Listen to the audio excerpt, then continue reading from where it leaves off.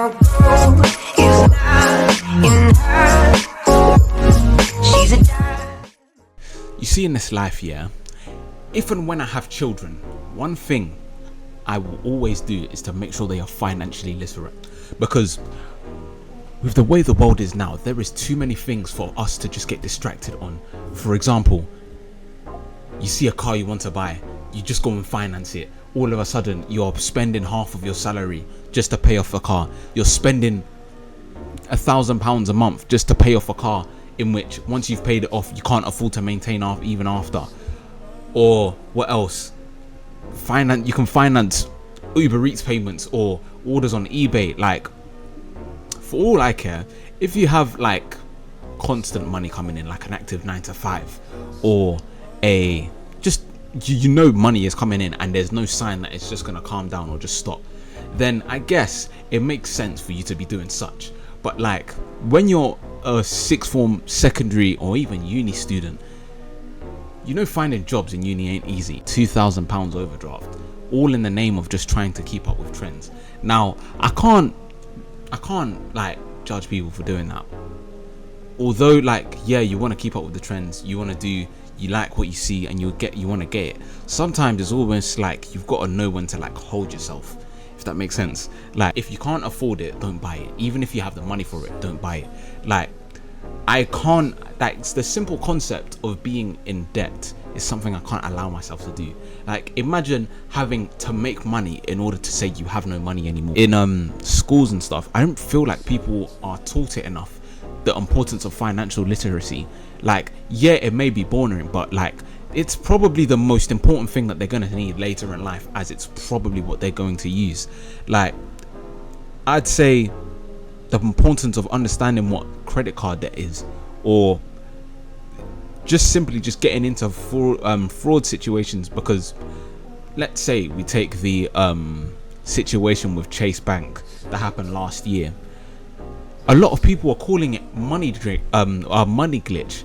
Now, in itself, if that's the term that you identify it as, it's very clear that you're not that glued on when it comes to finances, because what they're calling money glitch is check fraud.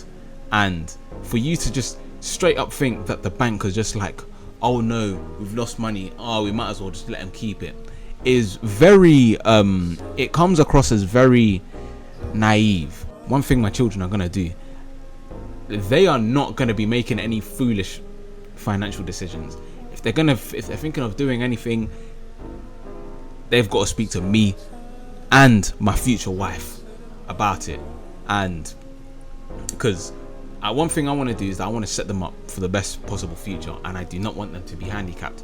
And that also even leads to the point of whether I would even bother with making my children pay rent. That whole discussion in itself is fascinating, because it's like, dependent on what kind of parent they are, it kind of tells what kind of answer they're going to have. For example, if they've paid off the mortgage of their house, they don't have any underlying debts they need to pay, they're most likely going to say no.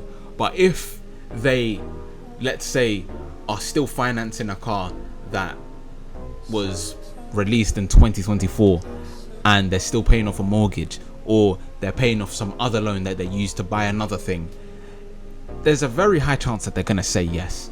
And a part of me is like, you kind of have to put blame on the parents, because it's like, this is your life that you chose to live. You decided to get yourself in that financial debt, and now you're putting that responsibility onto your children, in which, you know, in this day and age, coming across money, especially to be above the average earner, is much harder. And especially with the housing situation that we have going on, especially with, I saw a TikTok where it was like some flat in Stratford for 250,000.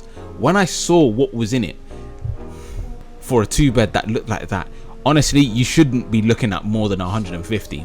And that's what the average, and that's what if we're looking at what the average worker is earning, that's much more than what the average earner is going to be able to afford in terms of like getting a mortgage, because I'm pretty sure it's like 3 times more than your yearly salary.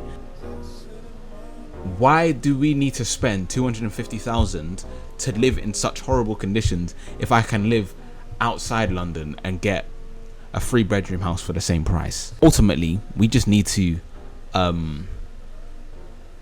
teach our children, or our parents, even our parents should even teach us about financial literacy, as we should do to our children in the coming future. And that's personally what I say to you, and what you should do to your children. When it comes to the uploads, I definitely plan on improving it in terms of like my edits. I'm definitely going to start embracing more content ideas. I'm not just going to be doing yap sessions where I just talk to the camera for 8 minutes. But yeah, see you guys later.